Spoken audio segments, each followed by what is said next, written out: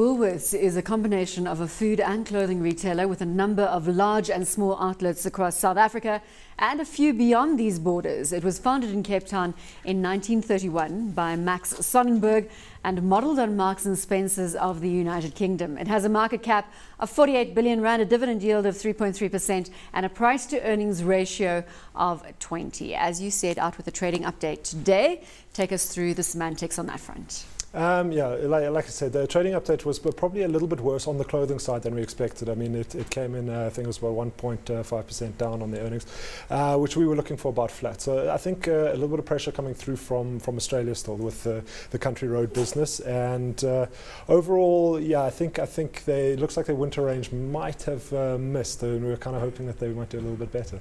They should have had Paul on the merchandising front, considering his knowledge of the industry. And look, buying patterns out there? Ironically, I think Woolies is most attractive, and the reason it's trading so high is because of its food business. I think the organic food business is fabulous. I think that top end, very expensive, best fruit available, top condiments, all of that stuff is really, really where you want to be. Understand, though, that it's quite a tricky model to maintain outside of the metropoles.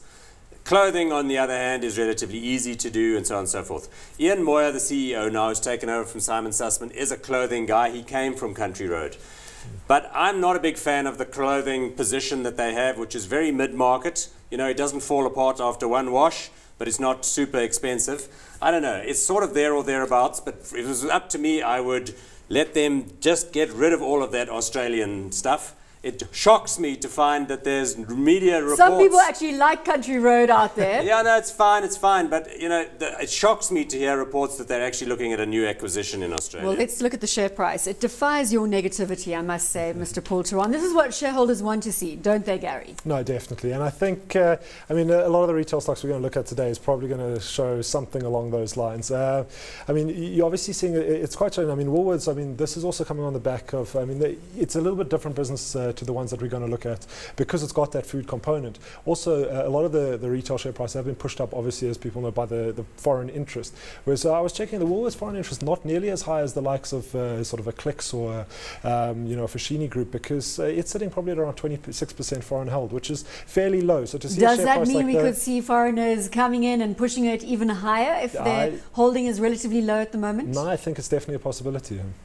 Paul, what are your thoughts on that front? We cannot fight the foreign element in these retail stocks. Yeah, look, there's probably a reason why they're not as much in this one, though, and that's probably because the business model is not so clean. You know, it's a combination. I think the Marks and Spencer's example is interesting too, because they're not exactly killing it either.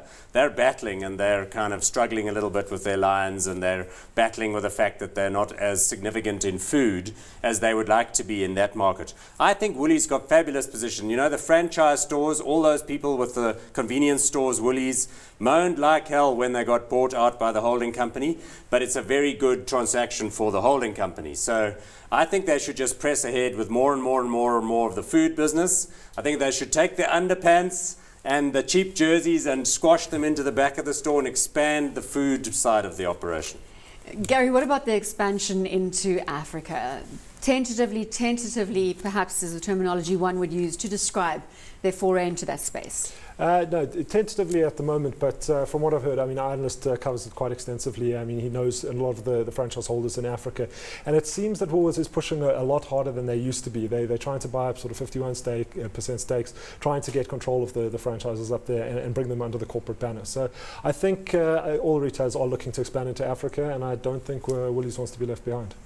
What would change your mind about Woolworths? Because you're sounding very negative about their my merchandising. concern is that that instead of doing what I'm suggesting, they're doing the exact opposite. And of course, everybody should listen to you because you know everything. The Australian team the report I'm alluding to is there's a thing called the Witchery Group, which is like an Australian retailer which is worth about R1 billion, okay? It's a ladies' fashion chain down there. And there's been talk, they put out a SENS announcement saying, look, hey, we're not really at a deal yet, we're just talking to them and it may not lead to a deal. But I don't even want them to be down there at all. I want them to sell the Country Road business to some other Australian who can go and make a success of it maybe.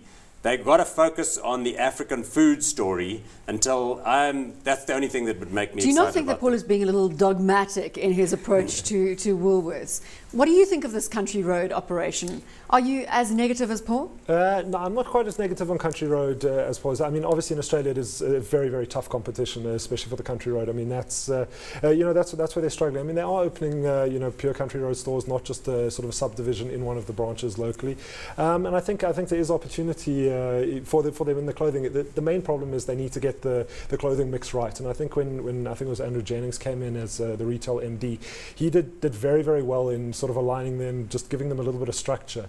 And I think that every now and again they have had a problem. They're up and down. Sometimes they hit on the clothing, sometimes they miss. And when they do hit, they do very, very well out of it. So I think if they can get their range right, they will do very well out of the clothing sector. And of course they've just got to hire you, and then the range will be right. Corporate strategy, yeah, I'm available. Hot or not on Woolworths, Gary? Yeah, I'm pretty hot on Woolworths at the moment. I think we worked out our fair values at around 47, but at pullback today we were buying. And yourself, Mr. Theron? I'm hot on this one because I think they are going to do the food thing to such an extent that price is going higher. You're negative the whole way through the discussion and then you're hot at the end. Don't understand you.